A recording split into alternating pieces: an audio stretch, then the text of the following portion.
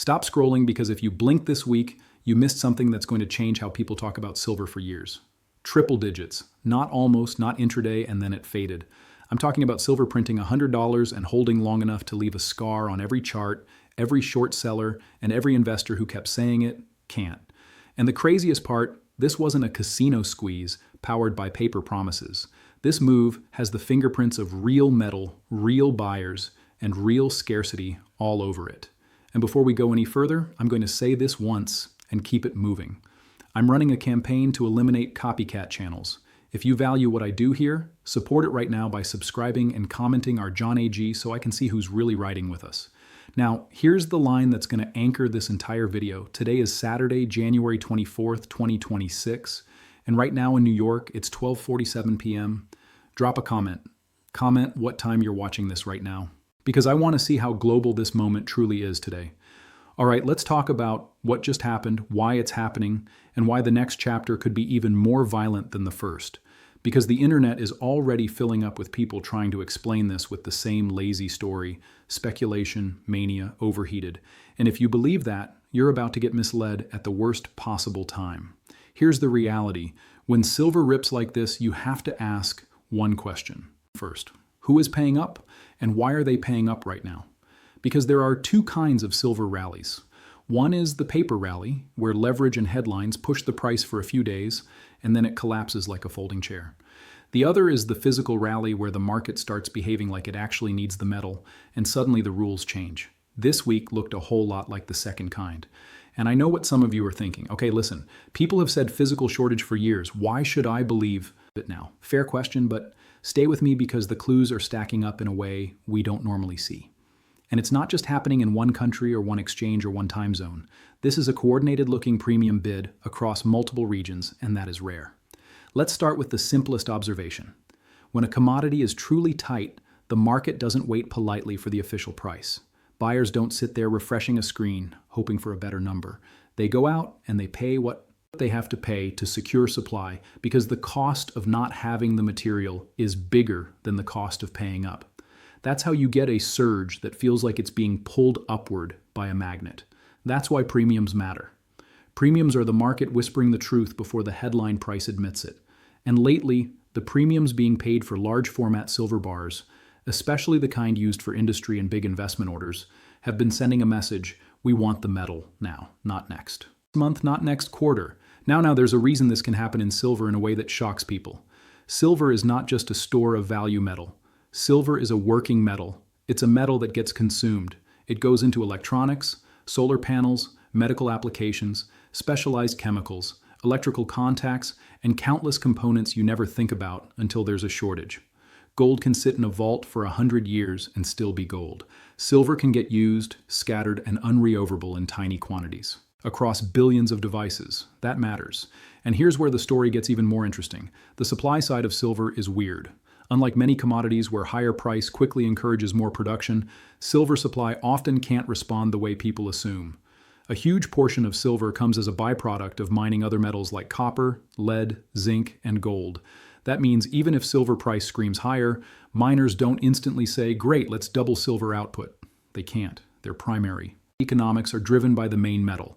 Silver is the passenger on that bus. Now, I want you to hold that thought because we're going to connect it to what's happening with inventory and exchange stocks.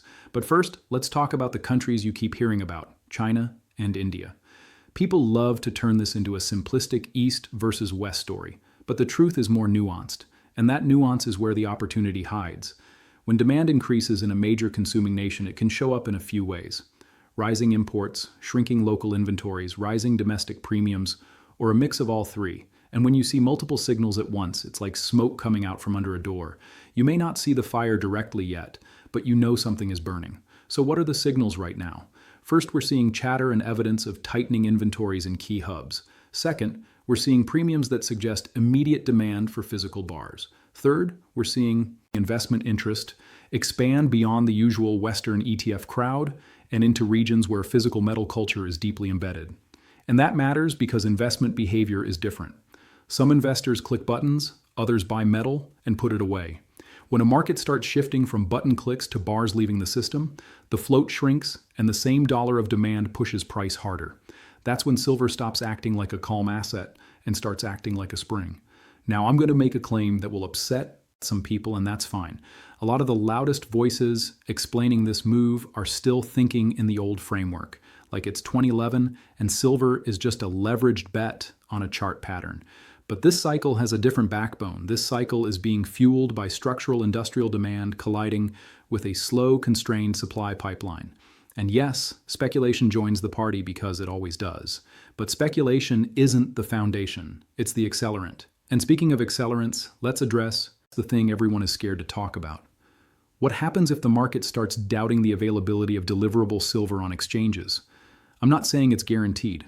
I'm saying it's the kind of fear that can create its own reality, because once big players start asking, can I actually get the metal if I stand for delivery? The game changes. The paper market can be huge, but the deliverable pool is not infinite. Here's why that matters.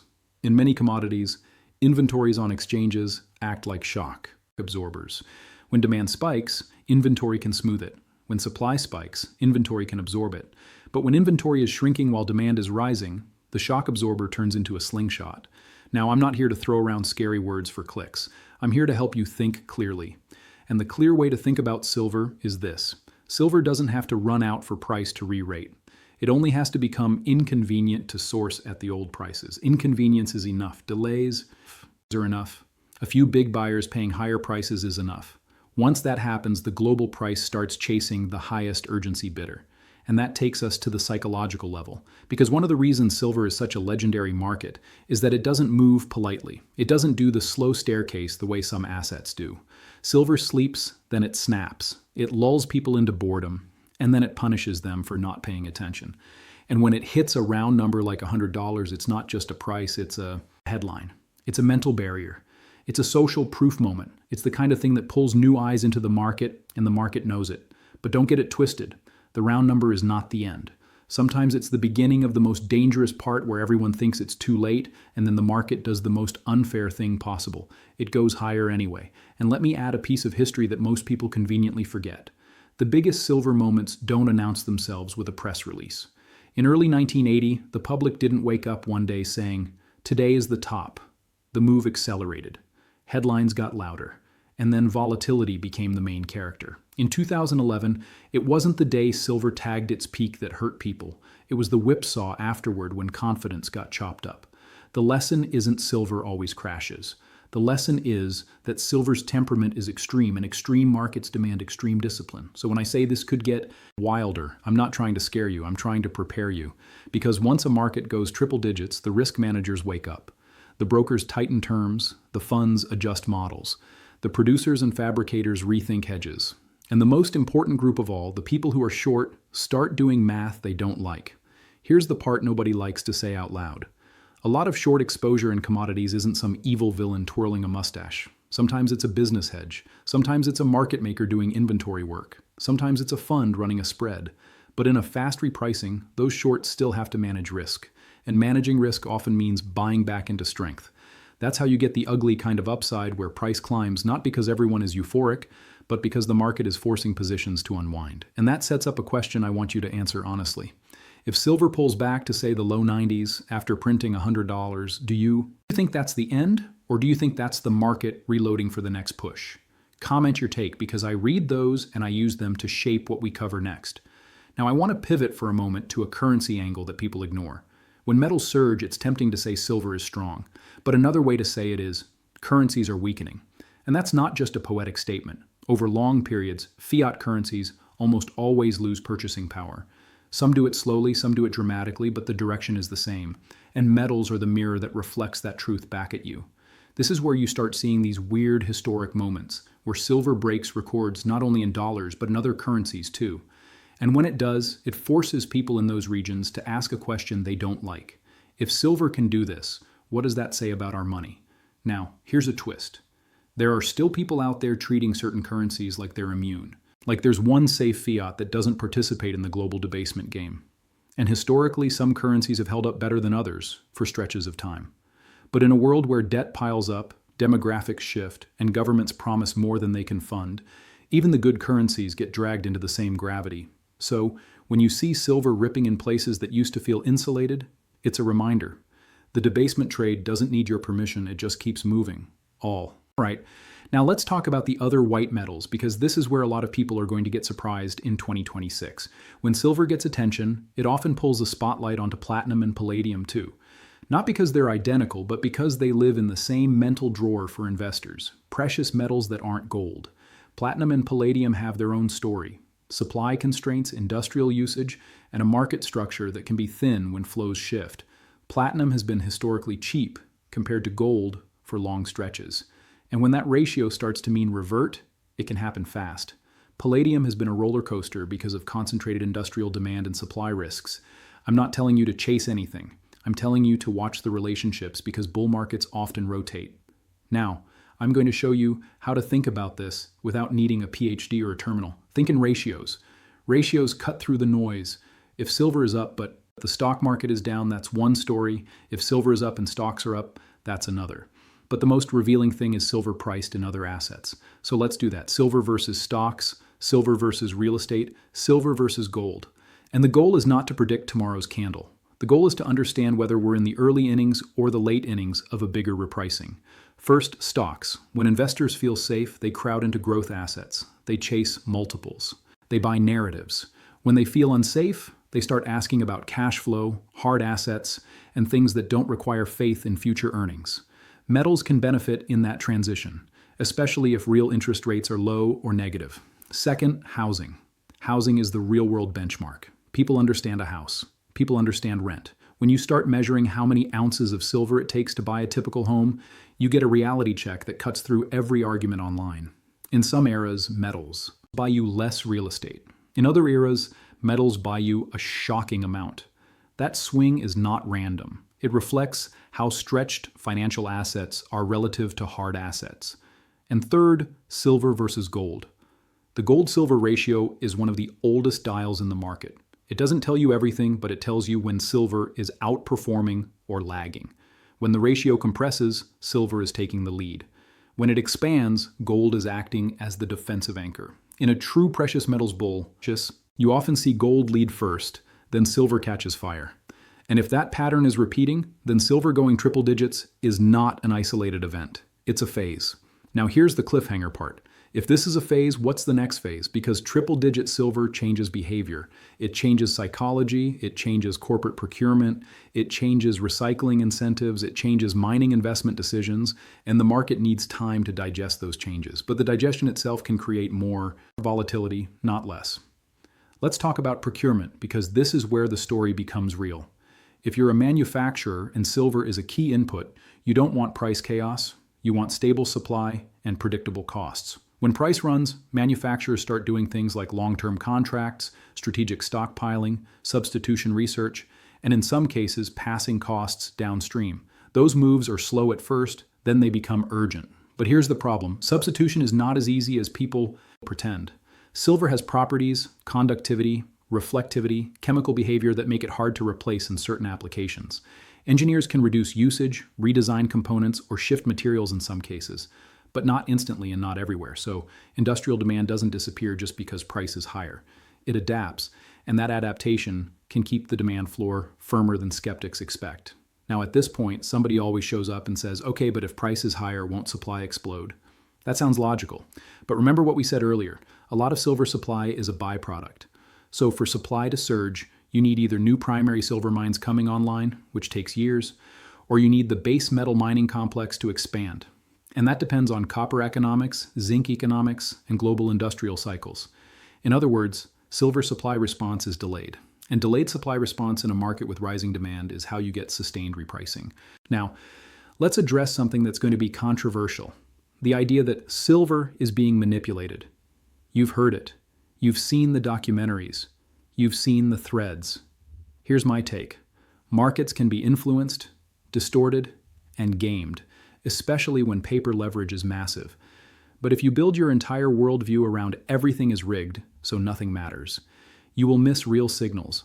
The better approach is to recognize that structure matters, incentives matter, and physical constraints eventually matter most. So instead of arguing about whether someone somewhere pushes buttons, I want you to watch the physical indicators, premiums, borrowing stress, inventory trends, and delivery behavior because those are harder to fake for long. And yes, that brings us to leasing and borrowing costs, one of the most underappreciated clues in metals. When it becomes expensive or difficult to borrow metal, it's a sign that the market is tight.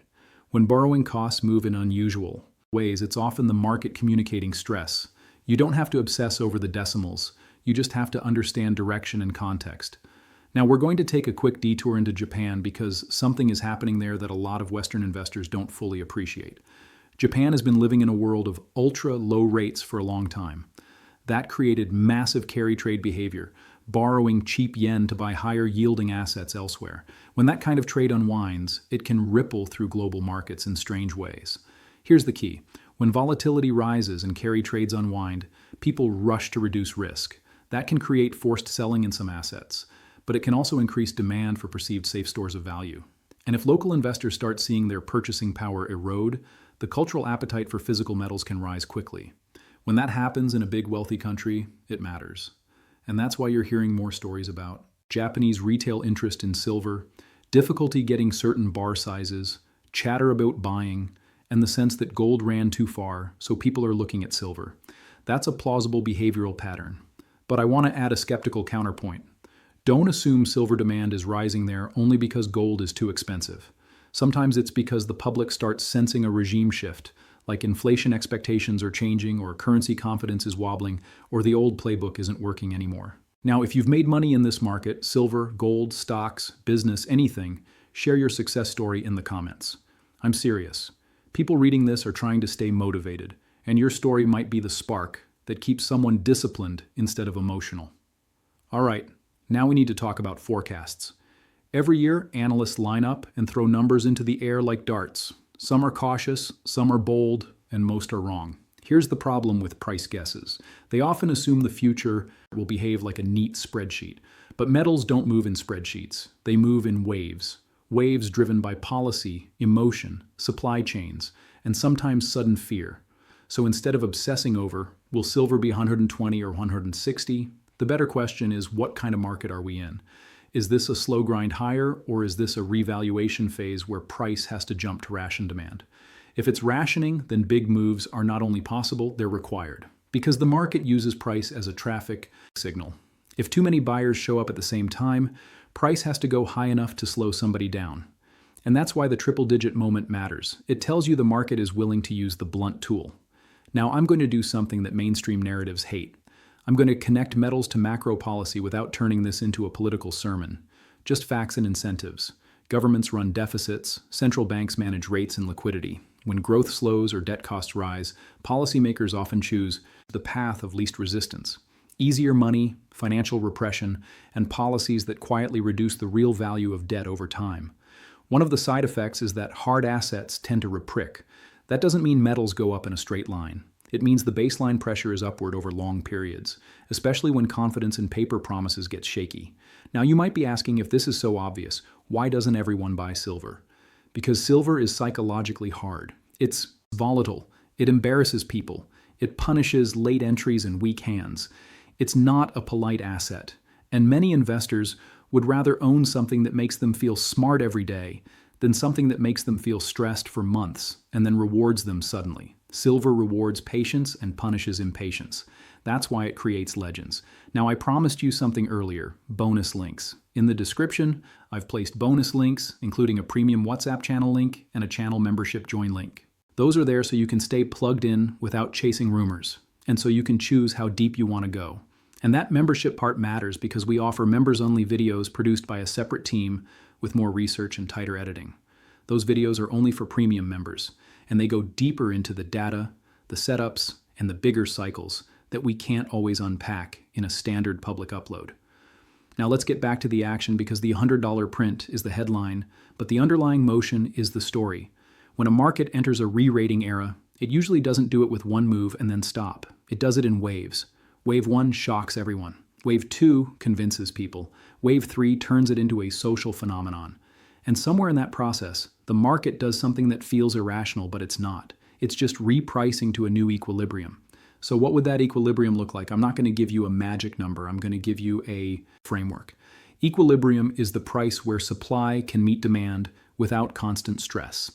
if industrial demand is rising, if investment demand is expanding, and if supply is slow to respond, then equilibrium price rises. That's it. Not hype, not conspiracy, economics. Now let's add another layer. Above ground stockpiles. There is silver sitting in vaults. Yes. There is silver in funds. Yes. But the question is, how much of that silver is truly available at a price that doesn't disrupt the market? Because exists and for sale are not the same thing. If a holder is strong-handed, that metal is not supply. If the metal is tied up in a structure with restrictions, it's not supply. If the metal is held as a strategic reserve, it's not supply. So the market can feel tight even when the metal is technically out there. That's another reason re-ratings happen suddenly. People assume supply is abundant until the day they try to buy size and the offers vanish. Now I want to talk to two groups at once. To the long-term metal holders, you've been early, not wrong. The pain was the waiting. To the new people looking at the chart, do not let adrenaline write your strategy. The biggest mistakes happen when people feel FOMO, buy emotionally, and then panic on the first pullback. Because yes, pullbacks will happen. Even in bull markets, especially in silver, the same volatility that creates upside also creates shakeouts. The market will try to throw you off. It will create fake tops. It will create scary headlines. It will create days that feel like the story is over. And then it will reverse and make you feel foolish for doubting. That's why the best approach is to have a plan, size appropriately, and understand your own time horizon.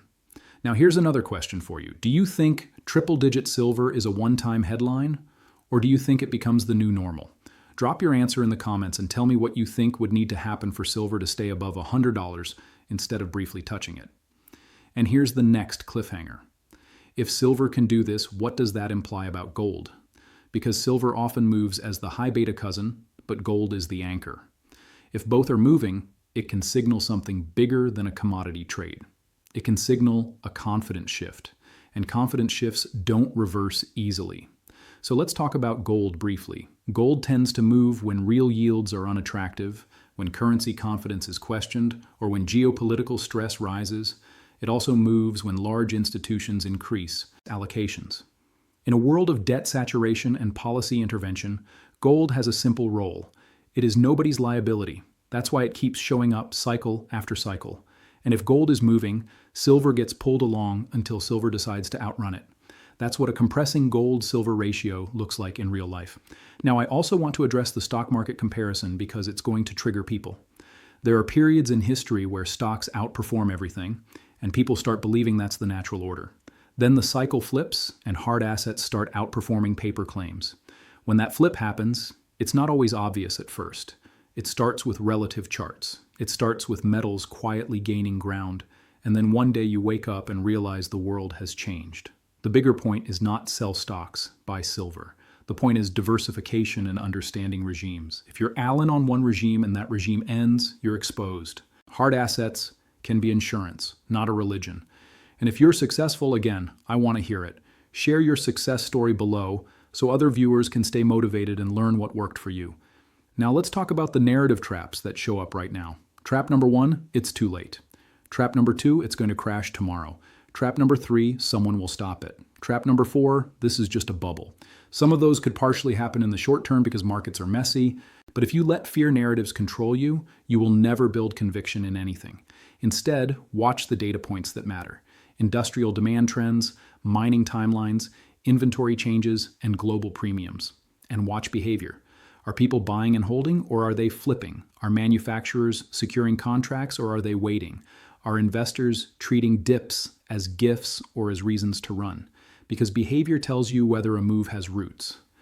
Now I want to circle back to that $100 moment and explain why it could trigger another wave of demand. Some investors have rules. They only buy after a breakout. Some funds require certain price levels to justify allocations. Some media narratives only activate once a round number is broken.